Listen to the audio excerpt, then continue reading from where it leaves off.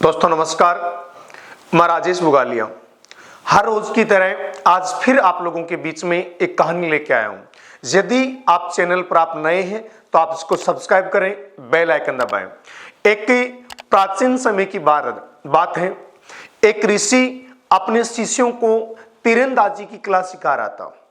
तो उसने उस तीरंदाजी की कला सिखाने के लिए उसने काठ की चिड़िया ली और उस काठ की चिड़िया को एक पेड़ पर रख दिया और पेड़ पर रखकर पहले अपने एक शिष्य को बुलाता है।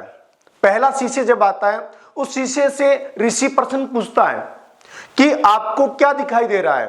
तो पहले शिष्य का जवाब आता है कि मुझे पेड़ दिखाई दे रहा है, मुझे इसकी पत्तियां दिखाई दे रही हैं, मुझे टहनियां दिखाई दे रही हैं, मुझे आकाश दिखाई दे रहा है, मुझे चिड़िया दिखाई दे रही है, मुझे आंख दिखाई दे रही है।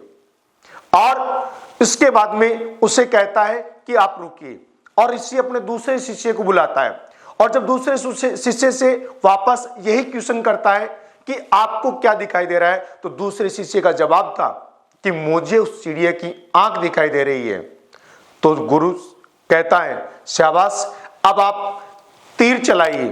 तो जब दूसरा शिष्य तीर चलाता है तो सीधा तीर जाके उस चिड़िया की आंख में लगता है। इसका कारण है दोस्तों कि उसे पहला जो शिष्य था उसे उस लक्ष्य के प्रति उस आंख में तीर मारने के साथ में उसे बहुत सारी बाधाएं साथ में दिखाई दे रही थी, इसलिए उससे वो तीर उस चिड़िया की आंख में नहीं लगता।